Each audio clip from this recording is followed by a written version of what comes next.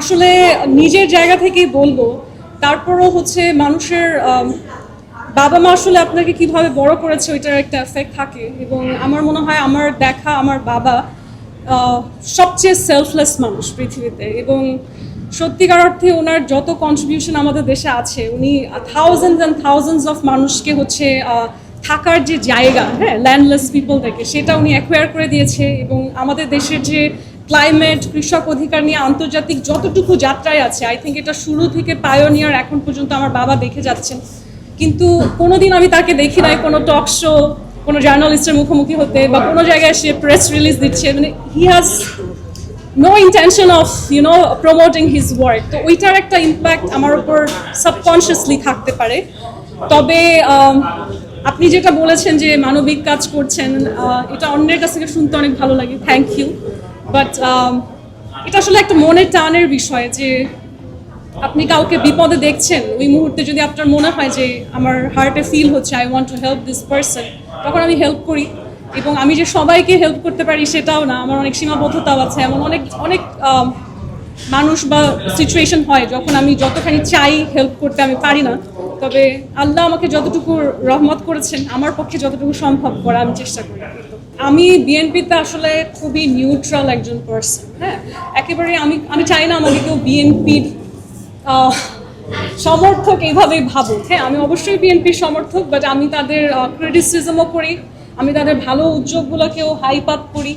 এবং আমার কাছে স্পেসিফিক্যালি মনে হয় যে আমাদের এখন দেশ নেতা যিনি আছেন তারেক রহমান, তার কাছ থেকে আই হ্যাভ হাই এক্সপেকটেশনস। এবং উনি আমাদের প্রধানমন্ত্রী হয়েছেন বলে বলছি না, উনি আসলেই একটা চেঞ্জ করার চেষ্টা করছেন এবং মানুষের মাইন্ডসেটে। এবং এই চেঞ্জটা উনি শুধু মুখে মুখে বলছেন তাই কিন্তু না, আপনারা নিজেরাও দেখেন যে উনি ড্রাইভ করে বেড়াচ্ছে একেবারেই সাধারণ মানুষের মতন। উনি ওনার ওয়াইফকে যেরকম রেসপেক্ট শো করছে, এগুলো কিন্তু আমরা আমাদের কালচারে সচরাচর দেখি না। হ্যাঁ, তো সেই জায়গাটায় উনি ব্যক্তিগতভাবে যে মানসিকতা নিয়ে এসেছে, এটা আমাকে অনেক ইন্সপায়ার করে। I think it's definitely worth a lot of praises.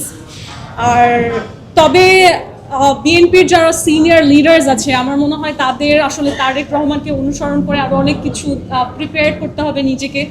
অনেক সময় হচ্ছে আমার মনে হয় যে আমাদের স্ট্রাগল, আমাদের ফাইট, আমাদের এক্সপিরিয়েন্স, আমাদের অ্যাচিভমেন্টস কিছুটা আমাদেরকে অহংকারীও করে ফেলে।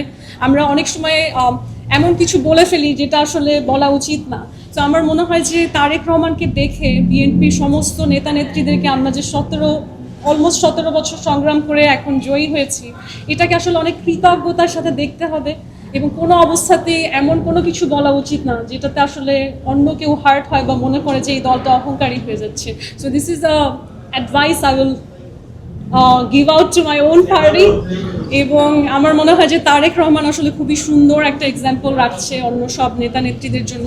এবং আমি এই জিনিসটা নিজেকেও বারবার বলি যে আমরা যখন অনেক বড় বড় বিপদ অতিক্রম করে ফেলি, কোনো না কোনোভাবে আমাদের মধ্যে আসলে এই একটা অহংকার বোধ চলে আসে, হ্যাঁ, যে আই ক্যান ডু দিস। এবং আমার মনে হয় বিএনপিকে অনেক সংযত থাকতে হবে, ইনক্লুডিং মি, যে আমরা যাতে কোনোভাবেই আসলে টেকেন ফর গ্র্যান্টেড নিয়ে না ফেলি আমাদের এই যে এখন সুযোগ ও দায়িত্বটা আমরা পেয়েছি।